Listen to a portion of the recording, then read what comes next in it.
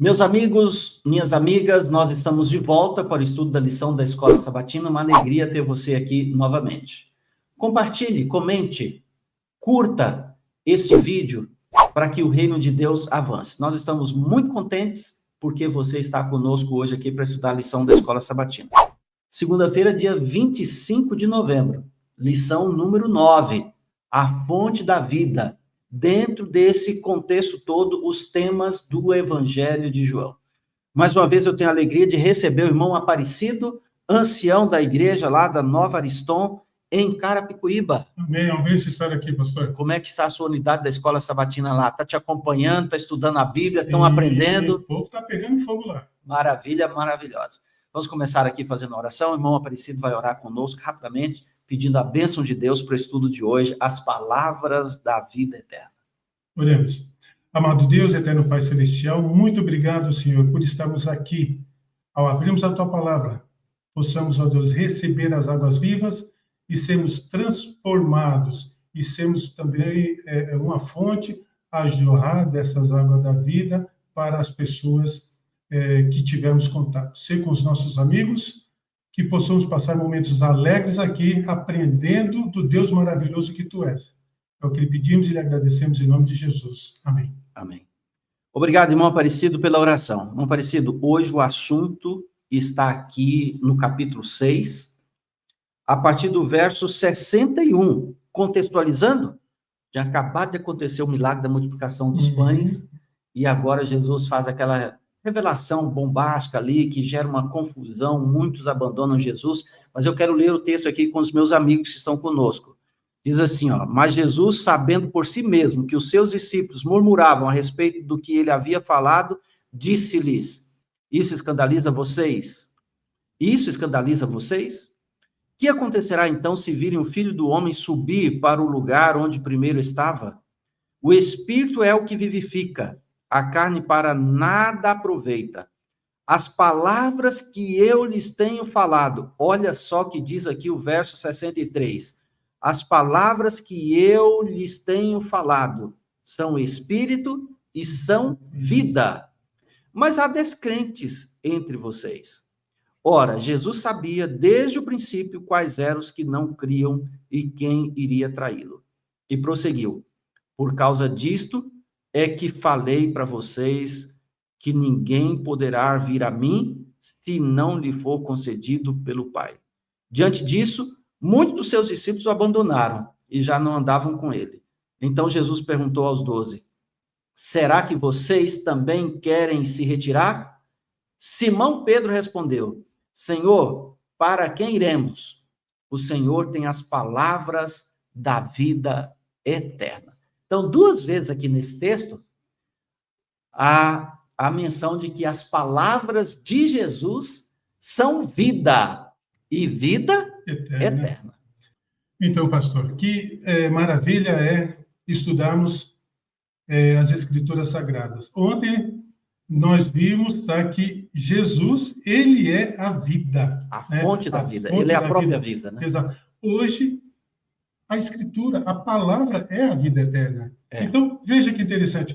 Quando Pedro, ele responde dessa maneira diretamente para Jesus, ele está falando a pura verdade que nós, seres humanos, deveríamos ter gravado em nossa mente, em cada DNA do nosso ser, não? Sim. Pedro diz assim, tu tens as palavras da vida eterna. É muito profunda essa declaração de Pedro. E é verdade.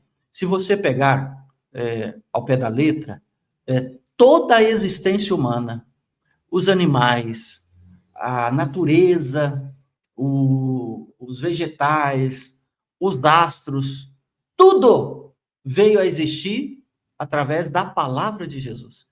Ele falava e tudo aparecia. Tudo se fez a partir da palavra de Jesus. Olha o poder da palavra de Jesus. Então, quando diz aqui, ó, que as palavras são a vida eterna, não é nenhum mistério. É verdade. Mas não é só a vida, essa vida que a gente conhece. É a vida eterna. Sim, sim. É isso que diz o texto? Exato. E quando Pedro está falando, tu tens as palavras, que palavras? Que palavras são essas? Palavra ou as escrituras? Ambas, né, pastor? Ambas. Ambas. Agora, em outro momento, Jesus falou assim: vocês examinam as Escrituras porque vocês julgam, vocês imaginam que vão encontrar nelas o quê? A vida eterna. Mas as palavras, as Escrituras, são a vida eterna?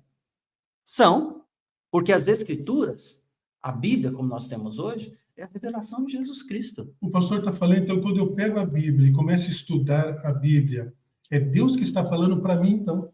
É o próprio Deus. Eu entendo assim, é a linguagem de Deus, não, é a mensagem de Deus na linguagem humana. Sim. Correto? Sim. Agora, pegando nu e cru aqui, como você falou, a Bíblia. Quando eu pego a Bíblia, é Deus que está falando? É. E veja, é verdade que a Bíblia traz vida? A Bíblia traz vida? Lógico que é. Quando uma pessoa está aí errante pelo mundo, vida vazia, vida de conflitos, sabe, aquele desespero, em depressão, ele começa a estudar a Bíblia. Quantas histórias, Aparecido, você conhece de pessoas que teve a vida assim, ó, transformada da água para o vinho, porque a Bíblia passou a fazer parte da sua existência? Verdade. Se eu perguntar para você, você tem um testemunho de como a Bíblia trouxe vida para você, vida para sua família, vida para os seus relacionamentos. A Bíblia tem esse poder. Por quê? Porque na Bíblia nós temos vida. Sim. Agora, além de vida agora presente, vida eterna. Perfeito, então, pastor. Agora, veja, a lição também aborda que a fé, ela é muito importante nesse processo. Porém, a fé é um dom de Deus, é Deus que dá a fé para nós. Como é que se processa isso?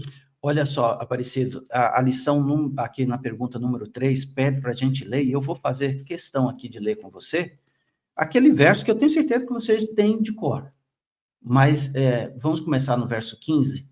Olha, para que todo que nele crê tenha a vida eterna. João 3,15. Aí vem o verso 16. Porque Deus amou o mundo de tal maneira que deu seu Filho unigênito, para que todo que nele crê não pereça, mas tenha a vida eterna. Duas vezes aqui, ó, o verso 15 e o verso 16, mostrando para a gente. Depois vai ter mais, ó, verso 18. Aliás, todo o livro de João vai falar sobre isso. Crer. E o crer é ter essa fé. Então, repetidamente aqui no Evangelho de João, está muito relacionado o crer com a vida eterna. Sim. Né? Então, para que todo aquele que nele crê não pereça, mas tenha vida eterna, aquele que crê em mim, ainda que morra, viverá. Então, crer é fundamental, né? Para que você tenha a vida eterna. Jesus diz assim, aquele que crê em mim e crê naquele que me enviou, tem a vida. Ele não perece, ele tem a vida.